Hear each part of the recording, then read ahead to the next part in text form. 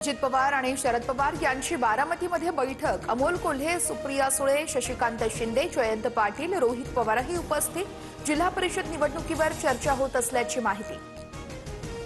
निवडणूक आयोगाच्या निकालानुसार मुंबईमध्ये भाजप शिंदेंना बहुमत। भाजपची ऐतिहासिक कामगिरी आतापर्यंतच्या सर्वात जास्त 89 जागा पारड्यात, तर शिंदेंच्या शिवसेनेला फक्त 29 जागा। मुंबई महापालिकेमध्ये ठाकरेंच्या 25 वर्षांच्या सत्तेला भाजपकडून सुरुंग। ठाकरेंच्या शिवसेनेच्या 65 तर मनसेच्या 6 जागा विजयी। काँग्रेस 24 आणि राष्ट्रवादीला 3 जागा। मनपा निवडणुकीत महायुतीला महाविजय। मोदींच्या विकासाच्या अजेंड्याला भरभरून प्रतिसाद दिल्याबद्दल जनतेचे आभार। फडणवीसांची प्रतिक्रिया। महाराष्ट्राचा एकमेव धुरंधर आपले देवेंद्र। मुंबईतील विजयानंतर भाजपकडून जोरदार बॅनरबाजी। मातोश्री परिसरातही एकमेव धुरंधर अशा आशयाचे बॅनर्स। जिंकल्यानंतर उन्माद नको, तुम्हाला जनतेनं अपेक्षेनं निवडून दिलेले। पारदर्शी कारभार करा, जनतेच्या विश्वासाला तडा जाऊ देऊ नका। मुख्यमंत्री फडणवीसांच्या विजयी उमेदवारांना सूचना। ठाणे महापालिकेत सलग दुसऱ्यांदा उपमुख्यमंत्री एकनाथ शिंदेंचं एकहाती वर्चस्व। शिंदेंच्या शिवसेनेला 75, भाजपला 28, पवारांच्या राष्ट्रवादीला 12 तर ठाकरेंच्या सेनेला फक्त 1 जागा। पुण्यामध्ये काका पुतण्यासह ताई दादांच्या वर्चस्वाला सर्वात मोठा हादरा। दोन्ही राष्ट्रवादी एकत्र येऊनही 25 पर्यंतचा आकडा गाठणं अवघड। गुन्हेगारांना तिकीट, निष्ठावंतांना गृहीत समजणं भोवलं। पुण्यासह पिंपरी चिंचवडमध्ये भाजपनं मैदान मारलं। पवार काका पुतळ्याला मोठा धक्का। पुण्यामध्ये भाजपला 111, दोन्ही राष्ट्रवादीला 17 जागा, तर पिंपरीमध्ये आतापर्यंत भाजप 84 आणि राष्ट्रवादीची 36 जागांवर आघाडी। पुण्यातील प्रभाग क्रमांक 38 मध्ये मतमोजणीतील अंतिम आकडेवारीत फेरफार। 79,826 मतदान झालं, मात्र मतमोजणीच्या वेळेस 1035 मतं कमी। वसंत मोरेंचा आरोप।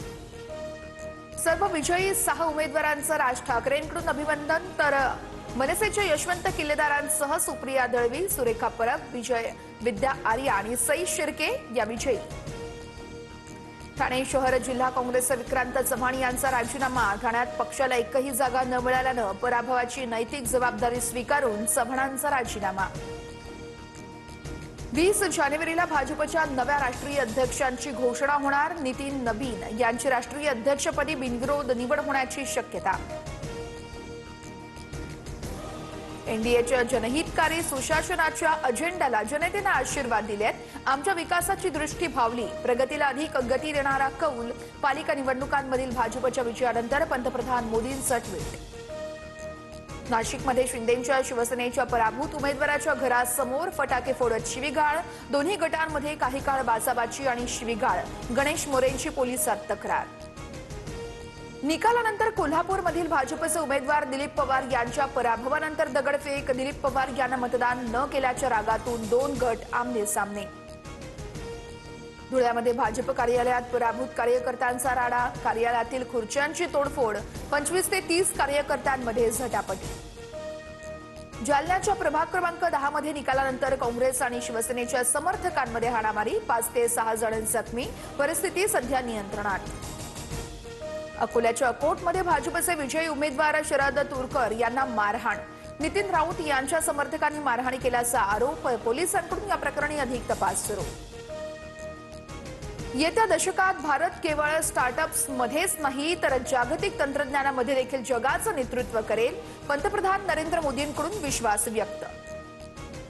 बीड जिल्ह्यातील अंबाजोगाईमध्ये अवकाळी पावसाची हजेरी। दगडवाडी या ठिकाणी ज्वारी पिकाचं मोठं नुकसान। शेतकऱ्यांकडून तात्काळ पंचनाम्याची मागणी।